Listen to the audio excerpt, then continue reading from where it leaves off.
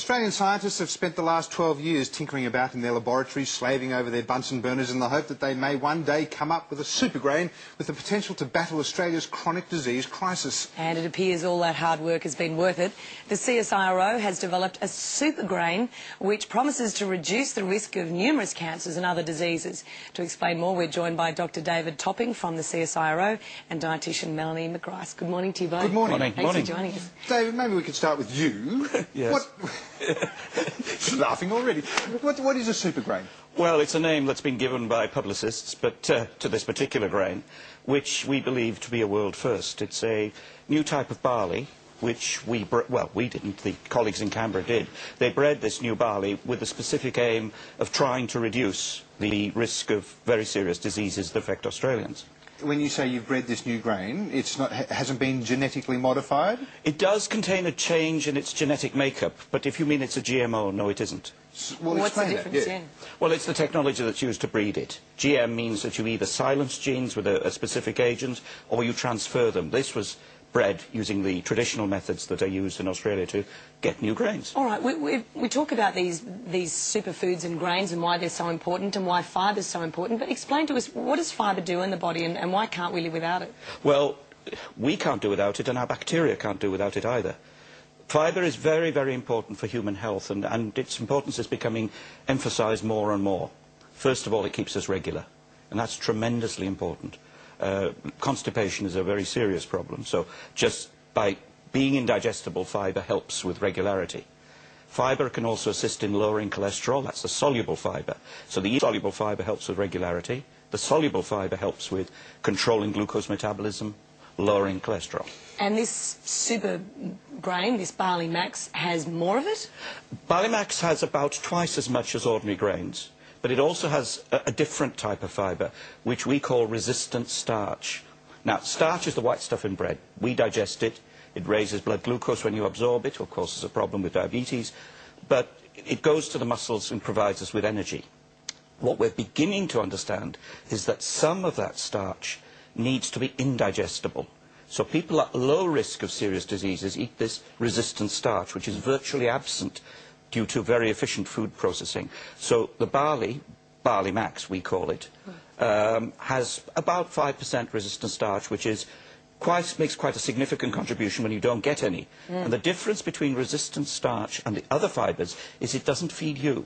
It feeds the bacteria that live in your large bowel. And it's these bugs that break down the resistant starch and some fibre that make compounds which actually maintain the health of the bowel. Melanie, as a dietitian, what do you think about all this? Yeah. Is it everything that's likely to be cracked up to be? Just on the resistant starch point, I was actually reading some information about an article that they're now calling the African paradox.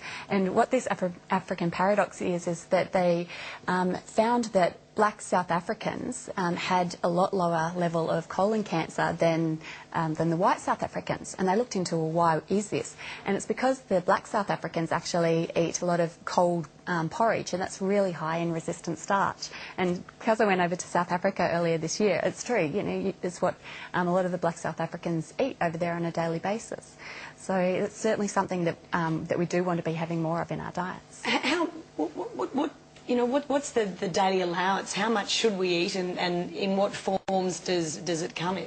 Well, resistant starch, it can be a little bit tricky to find in the typical Western diet because it's mainly in cold foods that would normally have hot. So things like potatoes and pasta. When you eat it, destroy it, doesn't it? No, it doesn't destroy it, but usually in those foods the starch is just normal starch, and it's only once the food has cooled down that the starch molecules actually conglomerate and they become more resistant, and so they don't break down as easily. And so, so that's why it's great that they're now we're finding this resistant starch in some breakfast cereal products. So does this mean, this Barley Max, does this mean that we need, if we eat this, we need less of other starch? No. This is not the hamburger and Diet Coke phenomenon, as we call it. You need to maintain your consumption of dietary fibre, because that, as I said, keeps you regular.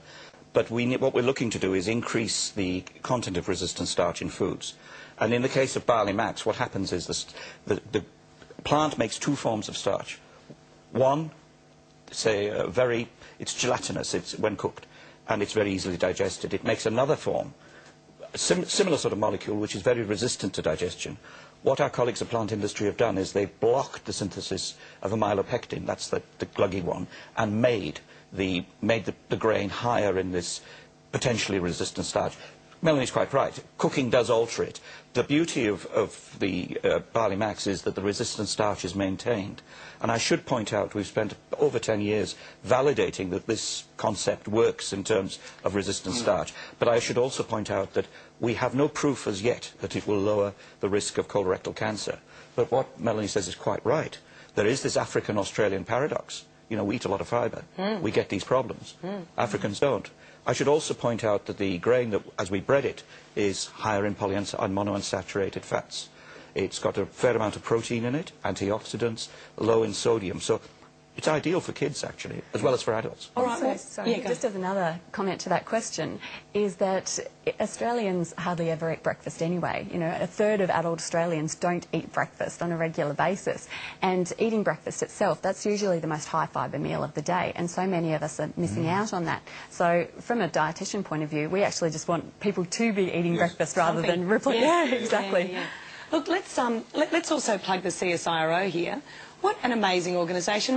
Reading through the notes, I didn't realise quite how big the CSIRO was. About 6,500 of us. I work in what are called national research flagships, which are large multidisciplinary divisions, aggregates, I suppose they are, of people with different skills. I'm in two. One is called Food Futures, which developed this. What else is coming? Are there similar products in the pipeline? Yes. You want to tell us what they are? No.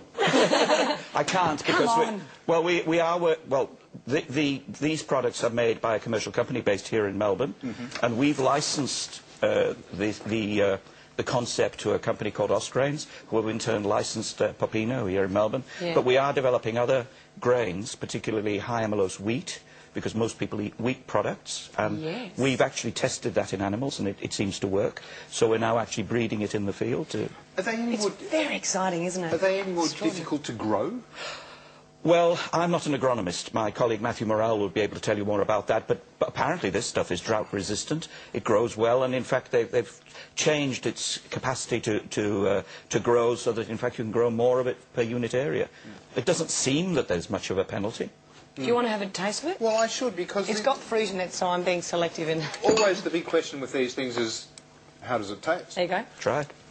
So, and the other question I was going to ask you, there are it's available as two different products at the moment that we can see here. One is the digestive and one is the protein. Is it the same barley, or are they different? No, it's the same barley. Yeah. We actually, the genetic change in the barley means that our colleagues are able to tell you whether it's there or not, and in this case, we know it's there. But we are taking every precaution to make sure that it's validated from the point of view of authenticity and also the composition of the foods, and I think Melanie knows more about that than I do, probably. And you're happy with what do you think, by the way? Well, it tastes quite unique, and it's quite nutty. Yes, it's got. It tastes good. Well, most barley in Australia actually goes either for malting or stock feed. Very little goes for human food, and part of it is the taste. But this has got natural sugars, and we think the makeup of the entire mix of the protein and so on gives it that sort of taste flavour. Now you're having a look at the table. Just having a look at the nutrition information panel. And I guess the main things that stand out to me, first of all, is the total dietary fibre. If you look at the per 100 gram column, this is 29.4% dietary fibre, which is extremely high. Usually with my clients who I see, I recommend that they look for cereals that have at least 4% dietary fibre. So 29% is so it's got fantastic. A bucket load of it. Yeah, and of course being high in dietary fibre, it's going to be very filling, so you'll probably keep you feeling full, like a bowl of it will keep you feeling full through till lunchtime without needing a snack mid-morning. And it takes some work to eat it, because it's chewier, isn't it? It's a big thing in the mouth. Yeah. It's very pleasant, though. I mean, I'd eat it as a breakfast cereal. There's absolutely... It's going to keep you regular. Yes. More regular? I mean, should we warn people? No. Don't leave the house. No. Well, actually, you've hit on a very delicate subject, which is constipated people. We've talked to some industrial companies about these concepts, and they've done market surveys, consumer surveys. And the one thing that constipated people complain about is lack of mobility. Yes. Because when they have to go, they have to go. Yeah. But the body self-regulates. You can't consume more than a certain amount. So is something like this suitable for everybody, or are there some people that are going to have difficulties digesting something like this? No. Well, yes, but we should qualify that. First of all, it's highly suitable for people with diabetes because it's low glycemic load. And in fact, Which means it's not a sugar rush in one that's go, right. it breaks down slowly. Professor Jenny Brown-Miller was when we had a meeting about it, she was very, very supportive of that concept. There are people who are allergic to wheat proteins, and the protein in barley, I'm assured by my colleagues, is very similar, so you've got to be very careful there. So celiacs, it wouldn't be a good idea for them? No, probably not. And people with other medical problems should, of course, consult their doctor. But for the population at large, it's just like other products on the shelf, but more so. There are some people who have who require very low fibre diets because they've got some type of irritable bowel, some type of... Diverticulitis? No, diverticulitis, They you need actually more need a with very diet. high fibre diet. Yeah. But, yeah, and the people in the community will know if they need a low fibre diet. And obviously if you need a low fibre diet, then it's not going to be a suitable choice. Look, I just think it's remarkable. I think the CSIRO is doing a marvellous job. Well done. Keep it up. Indeed, yes. And these products are available now, is that correct? Yeah, in supermarkets now. From what I've heard, they are starting to be rolled out throughout Australia, so people need to keep their eyes open for them. There you go. Combine that, you have a plate of that and a plate of booster broccoli and you'll be... That's all you need. Hey, you'll be on fire. Super. Thank you both for your time this morning. Thank you. Congratulations. Thank you very much. Right after the break, Bondi vet Dr. Chris Brown will reveal how to deal with a real-life shaggy dog story.